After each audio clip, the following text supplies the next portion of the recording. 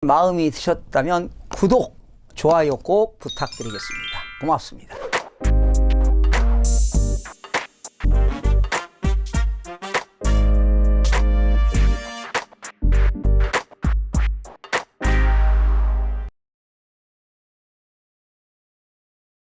안녕하십니까. 영상에 달린 댓글과 소통하는 시간, 무엇이든 물어보세요. 시간이 돌아왔습니다. 예, 오늘 5탄인데요. 그동안 어떻게 좀 잘 지내셨나요? 예. 교수님, 제가 알기로는 요즘 몸이 좀 안 좋으셨다는 좀 얘기가 있는데. 감기 몸살이 와가지고 아주 힘들었습니다. 그래서 요즘 좀 영상도 좀 속에서도 좀 이렇게 어두운 모습을 좀 보지 않았나 좀 이렇게 싶은데. 겨우 진행했어요. 겨우. 그래도 아무래도 이제 시청자분들과 이제 구독자분들한테 또 계속 좋은 정보, 좋은 영상 이제 좀 촬영을 하기 위해서 이제 계속 이제 몸이 안 좋으신데도 불구하고 그렇게 하신 것 같은데. 구독자들하고 약속 아니겠어요? 그렇죠. 약속을 또 지켜. 믿음, 신이. 뭐 지금은 어떻게 좀 괜찮으셨어요? 회복 단계 있어요. 회복 단계. 다행입니다. 그래도 빨리 쾌차하셔가지고 또 이제 밝은 모습으로 시청자분들과 이제 인사를 하고 또 좋은 영상으로 좀 찾아뵀으면 좋겠고요. 자, 그러면은 오늘 5탄 시간인데 또 이제 그동안에 또 뭐 질문, 뭐 의견 이런 게 또 많이 있었어요. 그래서 그거를 좀 이제 간추려서 이제 또 오늘 한번 알아보도록 할게요. 은퇴자들이 부동산 투자 절대 하면 안 되는 이유. 12월 6일 날 이제 올라왔던 영상인데요. 요게 이제 몇 가지 좀 알아볼게요. 자, 김비티님 질문 남겨주셨네요. 그러면 은퇴자들은 무엇을 해야 하나요? 은퇴자들은 무엇을 투자해야 되나요? 그러니까 부동산 투자를 절대 하지 말라고 이제 말씀을 그렇죠. 하셨으니까. 그런데 은퇴자들이 부동산을 투자하게 되면요, 자금 회전율이 늦어요. 진정 쓰고 싶을 때 돈을 못 쓰거든요.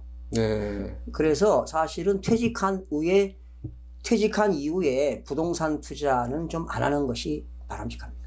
그러면은 은퇴자분들도 좀 수익을 좀 이렇게 얻고 싶으실 텐데 그분들께 좀 조언이 될 만한 게 또 뭐가 있을까요? 그러니까 이제 우리가 수익을 내는 것은 역시 부동산과 주식과 예금이 있잖아요. 그렇죠, 그렇죠. 안전자산을 뭐 예금하는 것도 바람직하지 않겠어요? 뭐 이자 수익은 그렇게 크질 않지만 네. 또 경제적인 여유가 있다면 뭐 봉사활동도 하고요. 봉사활동. 취미활동도 하고. 그러나 경제적인 여유가 없다면 취미활동, 봉사활동이 힘들어요. 힘들죠. 먹고 사는 게 힘드니까. 그렇죠, 보호지책을 세워야 되니까 소일거리라도 해야 돼요. 소일거리. 직접적인 투자보다는 좀 이게 소일거리 일을 하면서 그래도 좀 약간 경제적인 활동을 하면서 그렇죠. 그렇게 하고 이제 여유가 그게 안정적이다 이런 얘기죠. 안정적으로 좀 이렇게 리스크가 큰 그런 투자들은 좀 배제를 하고 좀 안정적인 자산을 좀 유지를 하셨으면 좋겠습니다. 이윤채님, 자, 저희 시어머니께서도 2017년 초에 동대문에 단층 상가 하나 낙찰받았다. 요즘 많이 어려우신 모양이세요. 잘 배우고 갑니다. 처분하시라 권해드려야겠네요. 댓글 남겨주셨어요. 집합 건물이라는 게 있어요. 집합 건물은 세대수가 30채 이상인 게 집합 건물이에요. 세대수가. 그런데 이제 근린상가 같은 거는요, 근린상가라고 아세요? 소유자가 수십 명, 수백 명의 근린상가. 그런데 이런 것들은 특히 공유지분 같은 건 절대 투자하면 안 됩니다. 그러니까 2000년도 초에 우리나라에 바람이 불었는데 그때 투자한 사람들은 99% 망했습니다. 그러니까 요즘은 그런 근린상가 투자하는 것도 바람직하지 않다. 제가 지난 시간에도 이 얘기한 것 같습니다. 네, 저도 본 생각이 나요.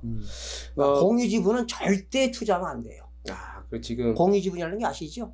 잘 모르겠습니다. 오픈 상가를 얘기하는 거야. 그러니까 상가를 분양받는데 뭐 2평, 3평 이 정도 오픈된 그 상가 입지를 하는 거 이런 거 절대 투자하면 안 돼요. 거기 뭐 지하철에 이제 상가가 있는 것도 그런. 당연하죠. 아무리 입지가 좋아도 중심 상업지역이라 하더라도 근린상가 투자는 절대 안 됩니다. 그렇군요. 명동이라 하더라도 안 돼요. 좋은 지역이라도 안 됩니다. 시대 환경이 바뀌었죠. 그렇군요. 다음 영상, 후 분양제 아파트 나오나 아파트 후 분양제 도입 전격 추진이라는 이제 영상이 12월 5일 날 게시됐네요. 스티븐 정님, 건설 마피아의 끝없는 방해 작전이라고 이제 의견 남겨주셨는데요. 무슨 이게 내용이에요? 지금 경기도가 후분양제를 추진하겠다는 거예요. 네, 예. 지금 일부 시작하고 있고 네. 이재명 도지사가 강력하게 후분양제를 도입하겠다는 건데요. 이제 그러다 보니까 건설 마피아의 끝없는 방해 작전. 사실은 후분양제 하게 되면 누가 손해일까요? 건설사가 그렇죠. 손해가 당연히 있다. 건설사는 선분양제 하게 되면 미리 돈을 받잖아요. 그렇죠. 예? 예. 자기들이 그 대금 가지고 이제 시작하는 거거든. 그렇죠. 그런데 이제 후분양제 하게 되면 건설회사가 좀 불합리하게 되겠죠. 근데 장점이 좀 있을 것 같아요. 어떤 장점이 있을 것 같아요? 건설사 입장인가요? 아니면 아니, 우리 수분양자 입장이죠. 수분양자 입장에서 아무래도 시공 품질이 좋아지겠죠. 그렇죠. 후에 이제 그 아파트 이제 완공된 영상을 보고 그렇죠. 투자를 할 수 있으니까. 그렇죠. 분양권 전매가 차단되지 않을까. 그렇게 되면 투기 수요가 억제가 많이 좀 될 겁니다. 그리고 이제 건설업체들끼리 서로 선의적인 경쟁을 하지 않겠나. 더 품질 좋은 제품을 만들어야 되고 또 회사의 어떤 이미지 제고라든가 이런 것들로 인해서 후분양자가 되면 역시 수분양자 국민들이 이득이 많겠죠. 그렇겠네요. 근데 한편에서는 또 그렇게 되다 보면은 좀 집값이 좀 올라가지 않느냐. 아니. 후분양자면 예. 떨어지겠죠, 가격이. 오히려 떨어진다. 그러면요. 떨어질 겁니다. 그렇습니다. 그러면은 뭐 장점이 거의 대부분인데 예. 단점도 있을 수가 있어요. 어떤 내가 있을까요? 아파트가 100%가 완성된 상태에서 네. 내가 분양을 받았다 하면은 어떤 문제가 있느냐? 내가 옵션을 하고 싶거든. 예. 추가 옵션. 예. 그럴 때는 뭐 공사가 한 60% 될 때 내가 옵션을 신청하는 거지. 그렇죠. 그래서 이제 그런 것들이 좀 잘 이루어져야 될 것 같아요. 내가. 그래서 지금 추진하는 거 보니까 뭐 60%, 70%, 뭐 80%, 80%, 뭐 100%, 뭐 이렇게 해서 네. 단계적으로 추진을 한다고 이제 당이 들으셨군요. 예. 맞습니다. 예. 그렇습니다. 그러면, 공부 많이 하시네. 네. 저도 뭐 봐야죠. 뭐 그렇죠. 배우려면은. 예. 그러면은 그거는 이제 뭐 장점이 많은 거니까 참 좋은 제도다 이렇게 좀 볼 수가 있겠고요. 예. 할 수 있다니. 교수님 정말 교수님께 배우고 싶어요. 혹시 후학 양성 하시나요? 교수님과 같은 철학을 가진 경제 전문가가 되고 싶습니다. 항상 감사합니다. 후학 양성에 대해서도 또 이제 그런 계획도 가지고 있어요. 저도 뭐 맨날 뭐 평생 젊음을 유지하는 거 아니잖아요. 그렇죠. 앞으로 뭐 액티비티하게 활동할 수 있는 거 한 10년 정도 되는데 그 전에 그러한 열망이 있고 그런 분들을 후학을 좀 양성하고 싶습니다. 기회가 된다면. 지금 구체적으로 뭐 이렇게 계획에 있는 건 아니고요. 예, 앞으로 지금 추진할 예정입니다. 우리 저 PD 선생님하고도 또 연구를 해봐야 되겠습니다. 스태프들하고. 근데 경제 전문가가 되려면 경제만 잘한다고 되는 게 아니거든요. 정치, 행정, 경영, 경제, 법률까지 다양한 지식을 섭렵해야 돼요. 결코 쉬운 건 아닙니다. 정말 많은 공부가 필요하고. 그러면요. 저도 이 정도 경제, 부동산, 법률 하는데요. 30년 이상 연구한 그 노력에 지금 이런 그 결실을 맺는 거라고 저는 봐요. 결과적으로 쉽지는 않습니다. 그래서 교수님 같은 이제 내공을 쌓으려면은 그만큼 큰 노력이 필요하다. 무엇이든 물어보세요 4탄이네요. 저희가 이제 같이 했던 전 시간에. 자, 12월 3일날 이제 게시됐던 영상이고요. 자, 미주리님. 오늘 너무 행복하고 재밌는 영상 감사드립니다. 교수님 사랑합니다. 수고 많이 하셨습니다. 늘 건강하시길 빕니다. 고맙습니다. 좋은 미주리님 네네. 고맙습니다. 리 삼종이님. 교수님 전세자 보증보험이 강화되었다는데 설명 부탁드려도 될까요? 네. 전세자 보증보험제도 강화가요 9.13 대책에 따른 겁니다. 그러니까 전세보증 요건을 강화했는데요.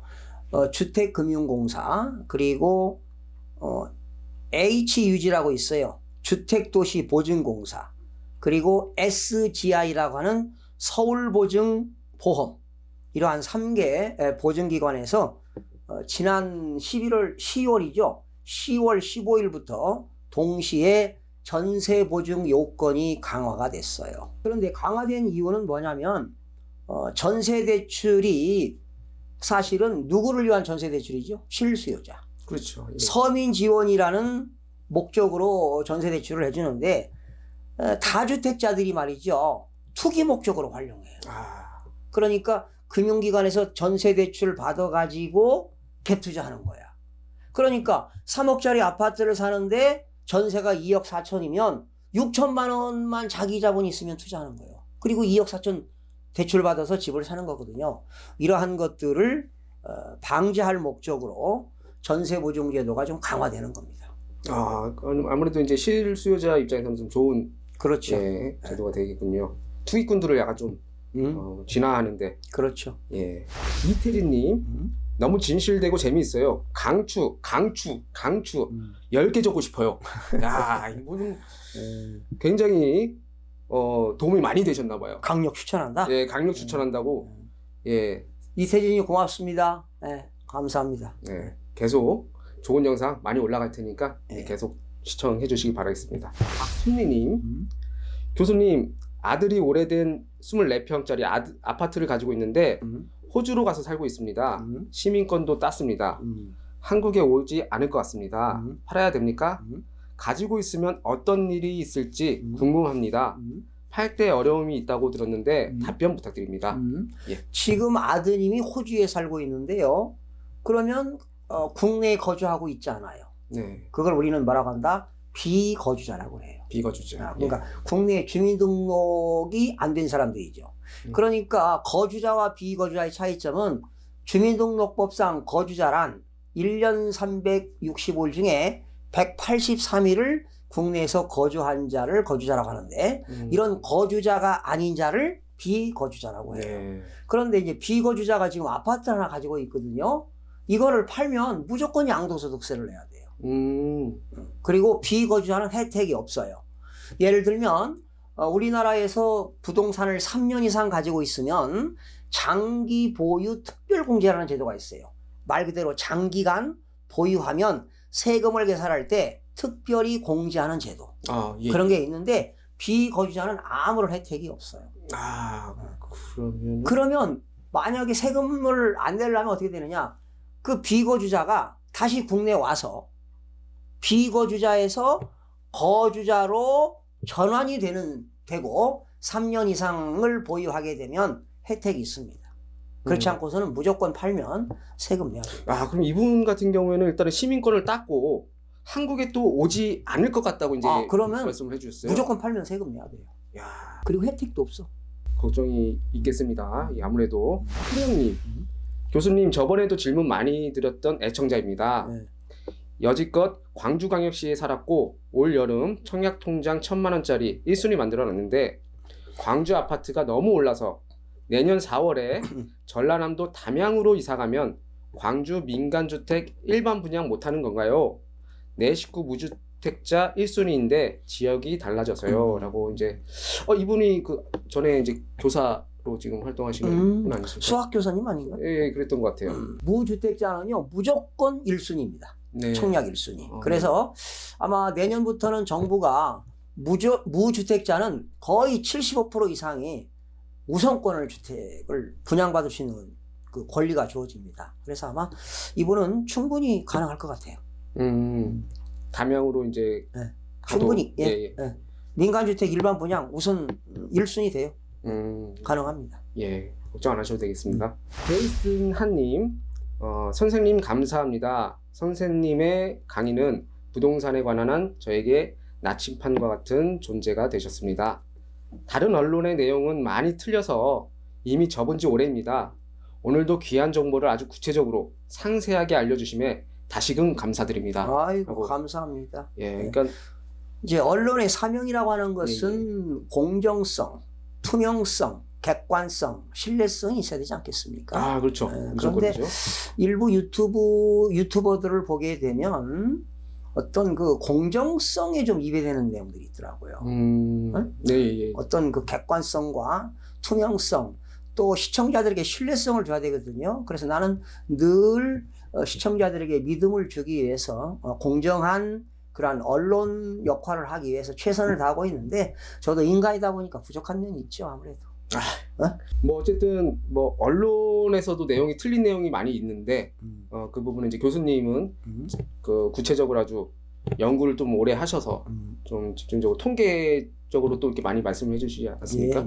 법률을 그거에서. 그러니까 이렇게 생각하시면 돼요.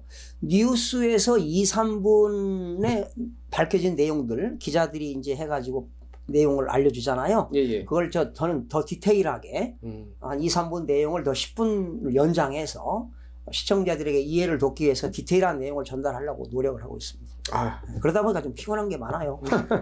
그러다 보니까 또 이런 분들도 이제 감사하게 또 생각을 하시는 거 아니겠습니까? 고맙습니다. 다음 넘어갈게요.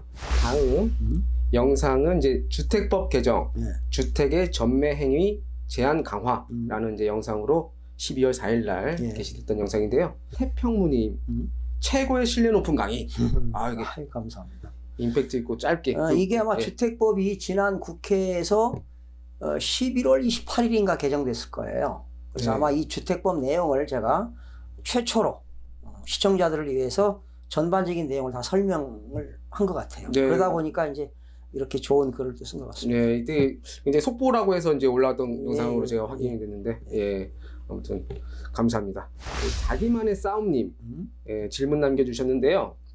김동수 교수님의 모든 영상을 보며 지식을 습득하고 있습니다. 정말 감사합니다. 자, 제가 저번에 댓글 달긴 했는데 한 가지 더 궁금해서 여쭤봅니다. 제가 개인 경매를 시작해 보려고 하는데요. 강원도 원주에 집을 한 채 낙찰받으려고 합니다. 그리고 낙찰받고 소유권 이전 후 1년 내에 매도하려고 하는데요. 개인으로 1년 내에 매도하게 되면 40%의 양도소득세가 발생하잖아요. 그래서 1년 내에 매도가 된다면 법인으로 전환해서 매도하고 싶은데 혹시 개인으로 낙찰받았다가 경락자금 대출까지 받은 상태에서 그 아파트를 법인을 만든 후 법인으로 전환이 가능한가요? 가능하다면 비용도 알고 싶습니다. 복잡한 질문 드려 죄송합니다. 답변이 필요합니다. 참고로 도움이 되는 이야기 좀 해보겠습니다. 이 경매한다고 해서 다 성공하는 건 아니에요. 그렇죠. 그리고 부동산이 너무 광범위하기 때문에 그리고 이분은 지금 다행히 아파트인가요? 지금 주택인 것 같아요. 주택. 아파트라고 얘기 나왔네요. 그래요? 그렇죠. 아파트 같은 경우는 뭐 크게 문제가 없죠. 그런데 원주 같은 경우는 한 번 유찰되게 되면 30% 떨어져요. 그러니까 1억짜리가 감정가인데 한 번 유찰되면 7천만 원 떨어지는 거예요. 30% 떨어져서. 그런데 지금 원주 같은 경우는 한 80%면 낙찰 받을 거예요. 80% 정도. 그런데 내년 되게 되면 물건이 더 많이 나오게 되면 오히려 낙찰률이 더 떨어질 수 있어요.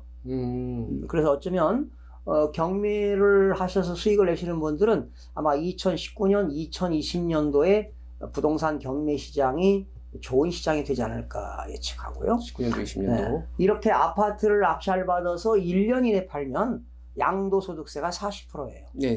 그러니까 이제 40%에다가 또 지방소득세 4%니까 44%를 내야 되니까 이분은 법인으로 좀 전환해서 하면은 좀 혜택이 있지 않을까 이런 생각인데 차라리 그렇게 해도 되고요. 아니면 부동산 매매업자로 세무서에서 등록하면 돼요. 사업자 등록을. 그럼 부동산 매매업자로 등록하게 되면 종합소득세를 내는데요. 그 과세 표준에 따라서 세금이 달라지니까 오히려 그게 더 나올 수 있을 것 같다. 부동산 매매업자. 그래서 우리나라는 부가가치세법상 6개월 이내에 1회 이상 부동산을 취득하고 2회 이상 부동산을 양도하게 되면 부동산 매매업자가 되는 거예요. 1년에 한 번씩 사고 파는 건 의미가 없어요. 그러니까 6개월에 한 번 사고 2번 이상 팔면 부동산 매매업자가 되니까 오히려 법인보다는 법인 설립하는데 돈이 많이 들어가니까요.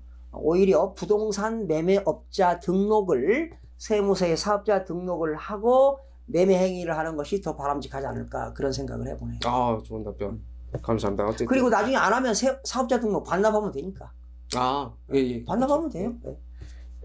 그럼 이분은 6개월 안에 그런 이제 매매 행위를 하셔야겠네요. 그 매매업자로 이제 등록을 하시려면. 아니 그러니까 매매업자 등록은 할 수는 있어요. 꼭 6개월이나 안 팔아도 돼요. 그래요? 상관없어요. 그러니까 이제 매매업자 등록을 한다고 한다면 사업자 등록을 준다는 거지. 이분께서 두 번째 질문을 또 남겨주셨어요. 이제 좀 연관이 되는 좀 질문 같은데, 저는 강원도 원주에 사는 한 청년입니다. 다름이 아니고 강원도 원주 지역도 수도권 지역처럼 매도는 많고 매수는 적을까요? 경매로 자세히 알아본 집이 있는데 지금 고민이 너무 많이 됩니다. 답변 좀 부탁드립니다. 이게 이 수도권이 아니고 원주는 그래도 좀 다행이죠. 원주가 한 인구가 한 10만 정도 유입됐을 겁니다. 예. 왜 원주가 유입되냐면 원주는 기업 도시와 혁신 도시가 있으니까 그래도 좀 나아요. 그런데 낙찰받을 때는 몰라도 만약에 매도한다면 크게 매도가 잘 이루어지지 않을 수도 있어요. 그러니까 늘 그런 것들 시장 조사를 해야 되고 그 지역의 입지, 인구가 유입되느냐 유출되느냐 이런 것들을 좀 판단하시고요. 또 그 지역의 학군, 초등학교, 유치원, 초등학교, 중고등학교에 학군이 어느 정도 있는가 이런 것들을 판단하셔서 투자해야만이 가능할 것 같습니다. 그럼 강원도 원주 지역도 마찬가지로 수도권 지역처럼 매도는 많고 매수는 적다. 뭐 이런 내용이 되겠네요. 그럴 수도 있어요. 집값, 전세값 하락으로 잠 못 이루는 개 투자자들이라는 이제 제목으로 12월 4일 날 이분 이제 단골이죠. 더 타임머신님. 자, 소위 말하는 갭 투자는 전세가 혹은 매매가가 내려가지 않으리라는 굳은 판단 아래 시도하는 투기적인 매입 행위죠. 현재 부동산 값과 전세값의 우상향 경향이 흔들리고 있는 상황에서 투자 수익은커녕 보증금 반환조차 못하거나 손실 후 경매로 넘어가는 등 손해를 볼 수 있죠. 라고 의견을 맞는 내주셨습니다. 얘기예요. 네. 지금 여러분들 알다시피 전국적으로 주택가격과 전세가격은 하향 국면을 맞고 있어요. 지금 하락하고 있습니다. 지금 서울 같은 경우 5주째 계속 하락하고 있는데요. 네. 이게 언제 정도 하락할 것 같지 않아요? 그 교수님의 영상에서 보면은 19년도까지는 계속 하락이 될 것 같다고. 예. 신압으로 아마 하락할 겁니다. 약보합세 하락, 약보합세 하락. 그렇게 될 것 같아요. 김수로님, 예. 경매로 아파트가 나온 경우 기존 아파트 소유자는 신용상 제한이 없는 건가요? 무슨 말이냐면 아파트 대출을 상환하지 못하여 경매로 나오면 그 아파트를 보유했던 사람은 신용상 제한이 되고 아파트 경매가 제외한 예를 들어 1억 아파트인데 대출 9천, 경매 8천이면 나머지 1천만 원에 대하여 책임이 면제되는 건가요? 라고 질문 남겨주셨어요. 면제가 되지 않습니다. 네. 미국 같은 경우는요, 미국에서 그 서브프라임 2008년도에 일어났잖아요. 네네. 그때 많은 은행들이 문을 닫았는데 만약에 내가 아파트가 샌프란시스코에 5억짜리였어요. 주택이. 네. 그런데 은행에서 대출 받은 게 4억이야. 그런데 집값이 3억 5천으로 떨어졌어요. 네. 그러면 나는 은행에다 키만 주고 나오면 되는 거예요. 그러면 은행에서는 4억을 빌렸지만 그게 지금 3억 5천에 낙찰이 됐다면 은행은 5천만 원 손해지요. 은행이 오히려. 그렇잖아. 4억을 빌려줬는데 3억 5천밖에 회수가 안 됐으니까. 네. 그럼 미국은 완전 채무가 4억인데도 집값이 3억 5천으로 낙찰되면 채무를 변제 안 해도 돼요. 근데 우리나라는 아파트가 5억인데 빚은 채무는 4억인데 3억 5천에 낙찰되면 5천만 원은 채무가 계속 남아 있는 거예요. 우리나라. 면제되는 게 아니에요. 근데 앞으로도 정부가 그런 제도를 면제시키는 제도를 앞으로 만들겠다는 게 정부의 방침인데 앞으로 어떻게 될지는 잘 모르겠습니다. 현재는 갚아야 돼요. 현재는 갚아야 되는데 이제 정부가 좀 변경을 할 가능성이 있다. 해영화님, 평택 청북이 궁금해요. 라고 이제 짧게 남겨주셨는데요. 그 지역이 궁금하다는 얘기지. 집값이 궁금해하는 것 같아요. 사실 평택은 몇 년 전에 떴었어요. 평택에 뭐 미군 부대 오지요, 삼성이지요, 뭐 기업들 이전하니까 평택의 인구가 많이 유입돼서 많이 토지 가격도 참 많이 올랐어요. 한 10년 동안 평택 같은 경우는 지가가 계속 상승했거든요. 그러나 아파트 같은 경우에 지금 신규 물량이 너무 많아요. 그래서 평택에도 지금 미분양이 속출되기 때문에 전세가라든가 아파트 가격도 아마 하락으로 계속 갈 것 같습니다. 지금도 계속 하락 중이에요? 예, 그렇습니다. 전국적으로 거의 하락이에요. 예, 알겠습니다. BYGKSDLD님께서 남겨주셨네요. 부동산 거품으로 올라간 가격은 당연히 일본처럼 일본의 과정을 밟지요. 집은 투기가 아니라 내가 살 집으로 사는 것이지요. 거품은 반드시 꺼집니다.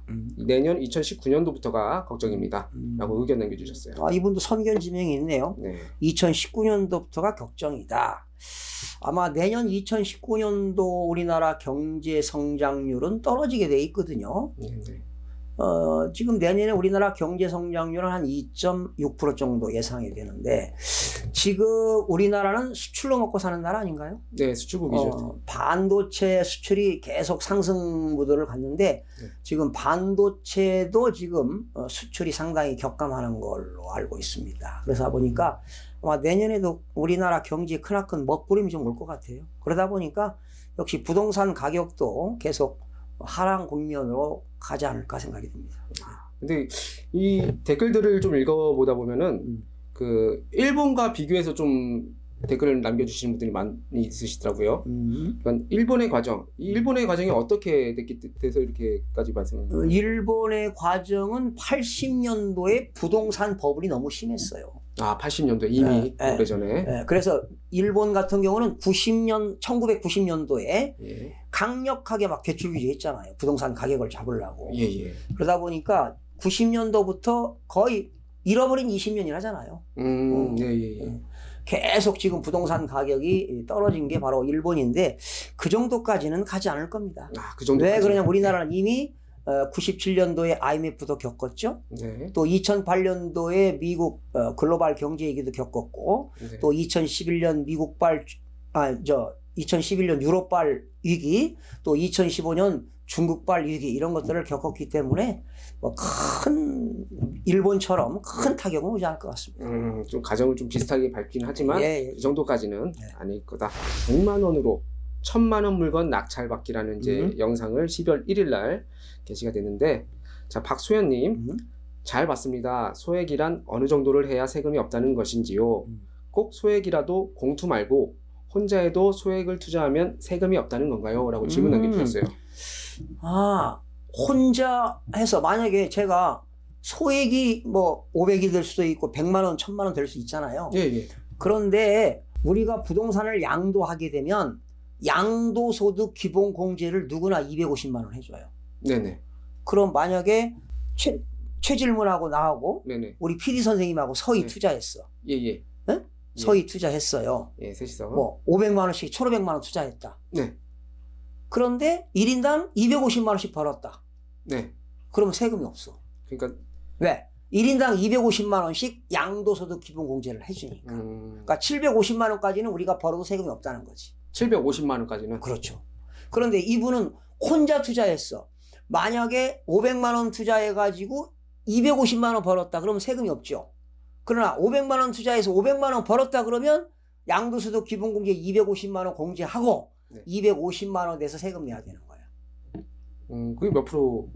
1년 이내 팔았다 그러면 40%? 뭐 아니죠. 주택은 1년 이내 팔았다 40%, 토지라든가 상가는 1년 이내 팔았다 그러면 세금이 50%. 50%. 네. 그러니까 500만 원 투자해서 500만 원 벌었다 250만 원 공제 받으니까 250만 원에 대해 세금 낼 거 아니에요. 그럼 50%는 얼마야? 125만 원 세금 내겠네. 반절 세금 내는 거예요. 공제된 거 빼고 거기서의 이제 퍼센트 40%인지 50%인지. 그렇죠. 그러니까 누구나 1년에 250만 원까지 공제를 받는다. 이게 양도소득 기본공제야. 누구나. 네네. 그런데 3명이 투자했으면 어떻게 될까요? 공동 투자하게 되면 750만 원까지 공제받는 거지. 그렇겠네요. 그러니까 공유하는 것이 더 좋다는 것이 의미가 있다는 거예요. 이게 바로 공유경제 아니겠어요? 예, 그러네요. 공유경제. 단독 투자보다는 이제 같이 투자해야지 이제 세금 혜택을 더 받는다. 그런데 이 공투라고 하는 이런 공투는 안 되지요. 야, 너도 250, 너도 250, 나도 250 투자하는데 나한테 돈 가져와. 이건 안 돼. 그래서 등기를 한 사람 앞으로 등기하면 안 되는 거지. 각자 3분의 10 등기부에 등기를 해야 되는 거야. 이게 정상적인 투자라고 보는 거죠.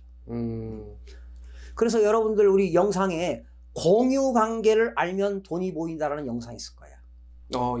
공유 관계를 알면 돈이 보인다. 이게 민법 262조부터 270조까지 나오는 내용인데 여러분들이 이 민법을 이 강의를 한번 들어보세요. 어떻게 하면 돈을 벌 수 있는가? 이 강의 꼭 한 번씩 이렇게 들어봤으면 좋겠습니다. 이 같이 이제 공유해서 이제 투자를 하거나 아니면 이제 이렇게 낙찰을 받고 싶으실 때 입찰 예. 받고 싶으실 때는 이런 영상 같이 참고해서 보시면 될 것 같습니다. 부동산 강의 근저당권의 모든 것이라는 이제 제목으로 10월 26일 날 게시됐던 이제 영상인데요. 요게 이제 최창환님이 질문 남겨주셨어요. 근저당권 부질권까지 설정되어 있을 때 채무자가 대출 상환을 할 때 어디로 상환해야 합니까? 음성저축은행인지 한국은행인지 헷갈립니다. 좋은 질문인데요. 상당히 수준이 높습니다. 근저당권부 질권. 네. 일반인들 잘 몰라 이게. 어렵네요. 네. 네. 자, 지상권, 지역권, 전세권은 용익물권이라고 하고요. 저당권, 유치권, 질권은 담보물권이라고 해요. 담보물권은 교환 가치가 있는 것이죠. 그래서 근저당권을 설정하거나 근저당권을 변경하거나 근저당권을 이전하거나 근저당권을 말소하는 것은 등기부 물구에 들어가요. 네. 잘 모르시죠? 잘 모르겠어요. 어렵네요. 일반인들 잘 예, 모르실 거야. 이건 법무사 영역이고요. 또 공인중개사를 공부하는 수험생들이 아는데 공인중개사를 공부한 수험생들이 하더라도 근저당권부 질권이 뭐에 대해 잘 모른다고. 이게 뭐냐면은요, 말 그대로 인질로 잡는다, 질로 잡는다 이런 뜻인데, 자, 근저당권부 질권 좀 설명드릴까요? 예. 네? 설명 좀 그래, 우리 간단하게. 시청자들을 위해서. 간단하게. 자, 제가 금융기관에서 돈을 빌려왔어요. 그러면 금융기관은 뭐가 될까? 근저당권자지요. 네네. 이렇게 생각하자고. 우리 PD님하고 우리 최질문, 나 서희 이렇게 삼각관계인데, 내가 PD한테 돈을 빌려오면서 내 아파트를 담보로 제공한 거야. 예. 그러면 허 PD가 나한테 돈 받을 거 있죠. 그렇죠. 어? 채권자가 되는. 그렇지. 허 PD가 채권자가 되는 거고 나는 채무자가 되는 거지요. 그런데 또 여기 최 팀장이 PD한테 또 받을 게 있는 거야. 삼각관계지요. 내가 돈을 빌려왔어. 담보를 제공하고 빌려왔어. 네. 내 아파트를 담보로 제공해서 허 팀장한테 빌려왔는데, 허 PD한테 빌려왔는데, 그럼 허 PD는 근저당권자야. 네네. 나는 근저당권 설정자고. 설정자. 예. 그런데 허 PD는 나한테 돈 받을 거 있죠. 네. 그런데 최질문이 돈 받을 게 또 있는 거지. 그러니까 네가 받을 거를 나한테 질로 맡겨라 해가지고 근저당권자가 허 PD가 최 팀장한테 근저당권을 질로 잡는 거야. 이게 근저당권부 질권이죠. 어려워요 이게. 굉장히 어렵네요. 예. 그래서 근저당권의 모든 것이라는 게 강의가 있을 겁니다. 거기 있네. 근저당권의 모든 것을 한번 강의를 들어보시면 제가 자세하게 강의했으니까 한번 다시들 들어보세요. 자, 그러면은 이분이 이제 질문하신 거는 음성저축은행인지 한국은행인지 헷갈린다고 했는데 결과적으로 근저당권부 질권자는 채권자지. 그러면 여기가 채권자가 되는 거예요. 네. 그러면 김동수는 결과적으로 누구한테 갚아야 되느냐? 여기 허 팀장한테 빌려왔지만 여기가 채권자가 되는 거예요. 그럼 한국은행이 되겠네요. 그렇죠. 야, 알겠습니다. 이게 헷갈려요. 이게 어렵습니다. 저는 이제 일반 공인중개사들 하시는 분들 제가 실무 강의 가서 이거 하면은 아는 분들이 100명이면 뭐 한 명도 없어요. 이거 아는 거. 이거는 진짜 그냥 민법 공부할 때 뭐 유치권, 질권, 저당권은 담보물권이다 이런 것만 배웠지 근저당권부 질권을 아는 중개사들이 거의 없더라고. 네. 좀 어려운 얘기예요. 맞네요. 다음 이제 댓글들은 좀 여러 댓글 영상이나 뭐 좀 내용에서 좀 따왔는데요. 이석기님, 자 벌금 500만 원을 받았는데 집행유예로 받을 수 있나요? 암투병 중이면서 기초생활수급자입니다. 알려주세요. 아유, 암투병 하시면서도 기초생활을 하시는구나. 이석기 선생님 힘내시고요. 뭐 벌금을 500만 원 맞았네. 여러분, 우리나라 형법에는 형의 종류가 있어요. 형의 종류는 몇 가지인지 아세요? 형법에? 글쎄요, 제가 아는 거는 뭐 이제 징역, 징역, 무기, 뭐 이런 거, 벌금형, 벌금형. 원래 우리나라 형법에는 41조에는 형의 종류가 9가지가 있어요. 9가지. 한번 들어보시겠습니다. 사형, 사형, 징역, 네, 금고, 금고, 자격상실, 네네, 자격정지, 그리고 벌금, 네. 구류, 네. 과료, 돈 몰수하는 거. 아, 예, 예. 이렇게 9가지가 있는데 지금 이분은 벌금을 맞았네. 벌금이요. 예, 예. 그런데 100만 원. 벌금을 맞았는데 집행유예로도 받을 수 있나요? 안 돼요. 아, 집행유예. 벌금 맞은 걸로 그냥 끝나는 거예요. 아, 그렇군요. 그래서 집행유예라고 하는 건 뭐야? 뭐 2년 징역에 3년 집행유예. 예, 예. 그러면 3년 동안 아무 일이 없어야 되잖아. 네. 근데 이분은 지금 벌금을 맞은 거기 때문에 벌금을 내야 되는데 뭐 기초생활수급자인데 어떻게 벌금 내겠어요? 예. 그러면 이제 국가에 벌금을 못 내면 예. 검찰에서나 법무부에서는 이 재산이 있다면 부동산에 또 압류하겠죠. 네, 예. 검찰에서. 예. 그런데 이제 재산 없으면 못 내는 거지 뭐. 응? 아, 그런. 그리고 또 암투병 하시는데 어려우신가 본데. 예, 굉장히 좀 엎친 데 덮친 그런 분. 돈 없으면 못 내는 거예요. 어떡할 예, 거예요? 어쩔 수 없어요. 어쩔 수 없어요. 예, 알겠습니다. 힘내세요. 네, 힘내시길 네, 바라겠습니다. 김석희 선생님은 힘 가지시고요. 이석기님. 예, 아, 예. 이석기님. 예. 네, 힘내시고요. 네. 서준의 벌침님. 인천 계양구 코하루 매도 시점이 궁금합니다. 예, 인천 계양구 코하루에 살고 계신 것 같아요. 아니면 가고 계시다던가. 지금 매도 시점 타이밍은 놓쳤죠. 아, 예. 9.13 정책 이후 또 그러니까 올 여름 전에 팔았어야 되는데 지금 뭐 인천 계양구 이 코하루 여기 지역도요. 네. 지금 뭐 매매 물건이 나온다 하더라도 매수가 안 이루어져요. 지금 매수인들은 다 관망세야. 왜? 더 가격이 하락할 것이다. 이런 입장이라 지금 어느 지역이나 똑같습니다. 그러면은 언제까지 좀 기다려봐야 될 거예요? 말씀하신 대로 2020년까지는 아니죠. 그런 건 아니고 예. 그러니까 가격이 하락하면서 또 약보합세를 유지하니까 네.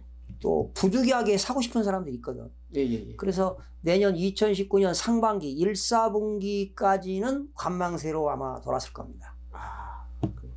아, 그러면 이제 2, 4분기가 어떻게 될까요? 4월, 5월, 6월이죠. 예, 예. 이때 정도 뭐 매도 타이밍 보시면 될 것 같네. 네. 이정님.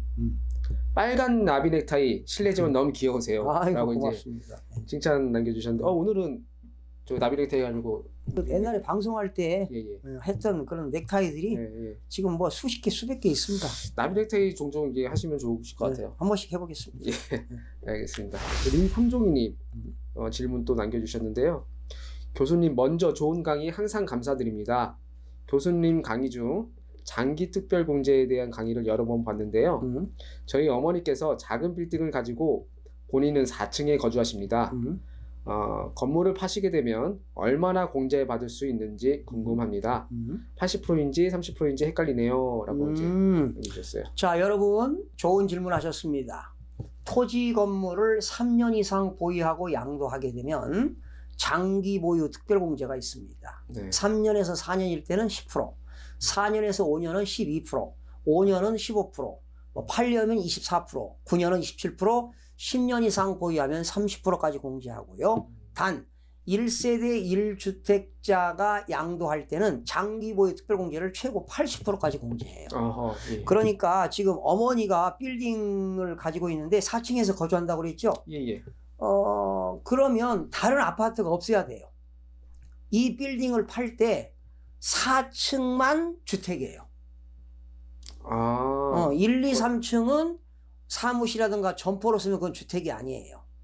이렇게 일부는 주택도 있고 일부는 점포도 있는 걸 우리는 세법상 겸용주택이라고 해요. 그런데 세법상 소득세법상에서는 주택면적과 점포면적을 비교해서 주택면적이 크면 전부를 주택으로 봐요. 네. 그런데 점포면적이 크거나 같을 때는 주택만 주택으로 본다. 그러니 4층에서 주거용으로 쓰고 있으니 주택 부분이 적은 걸로 보여지거든요. 그러면 이 주택 부분만에 대해서 1주택이라면 장기 보유 특별공제 80%까지 공제 가능하고 나머지 상가 건물은 30%까지 장기 보유 특별공제가 가능합니다. 네, 그러니까 거주 목적이냐 아니면 상가 목적이냐에 따라서 80%인지 30%인지 나뉘어지는 것 같아요. 그렇죠. 예, 그렇게 되네요. 정혜영님께서 또 질문 남겨주셨어요. 자, 교수님, 리모델링 내력벽 철거를 2019년 3월 허용하면 리모델링 지정 단지를 위주로 15년 이상 된 아파트가 오르지 않을까요?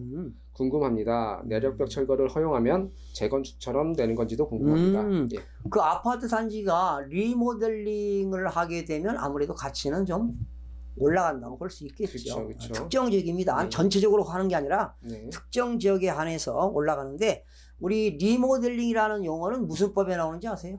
건축법. 예, 건축법. 건축법에 의해서 리모델링이라고 하는 건 뭐냐? 건축물의 노후화를 억제하고 그리고 그 건축물의 기능 향상 등을 위하여 대수선하거나 그리고 건축물을 일부를 뭐 하는 것?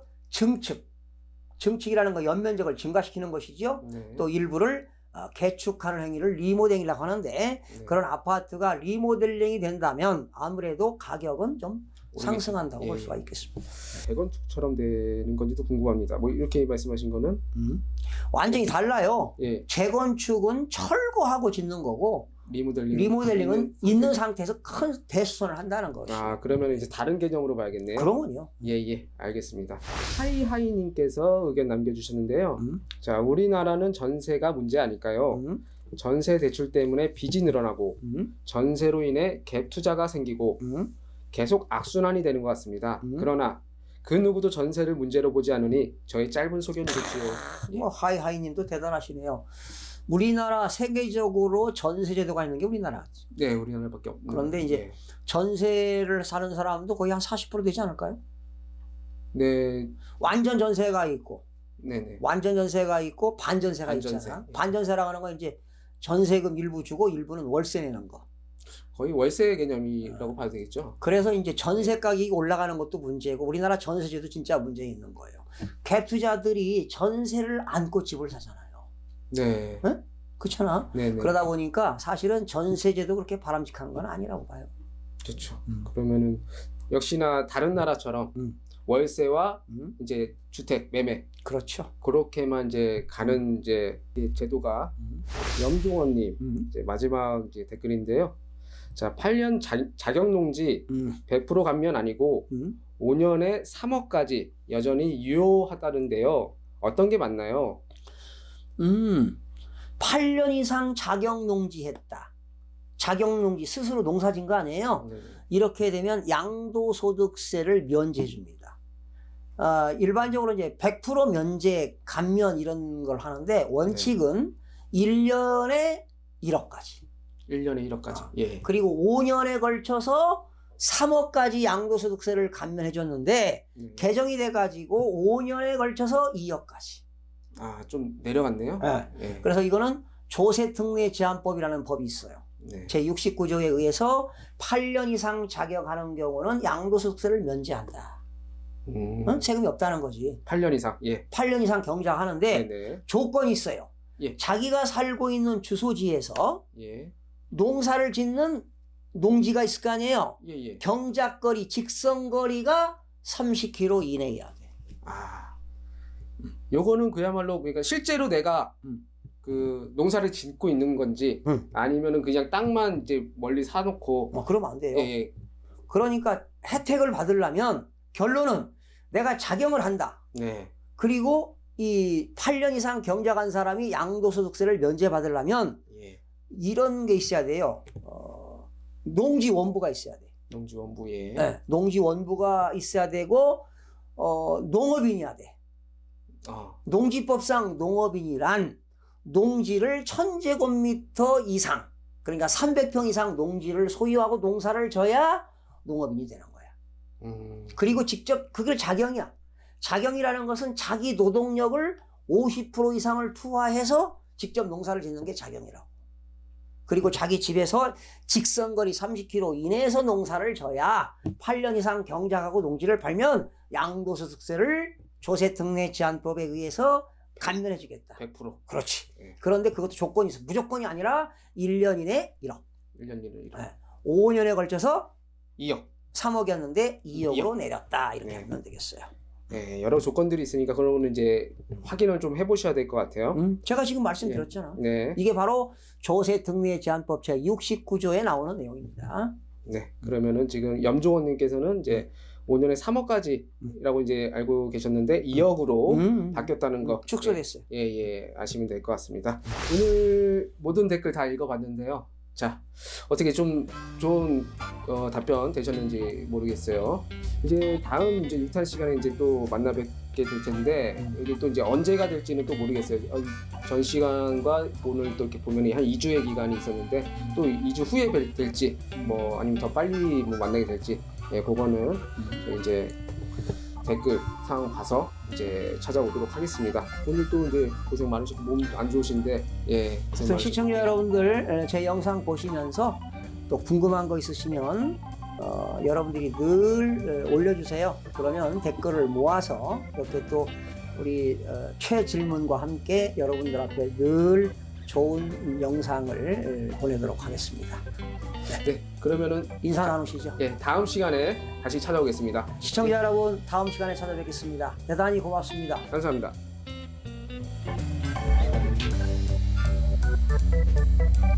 안녕하십니까. 그동안의 영상에 달린 댓글들을 읽어보고 이렇게 말해버렸어. 안녕하십니까. 그동안의 영상에 달린 댓글과 소통하는 시간 무엇이든 물어보세요. 이거 알 것 같아. 무엇이든 하면 바로 물어보세요. 그래, 네가 제가 이걸 안 해서. 네가 앞으로 가면 되지. 무엇이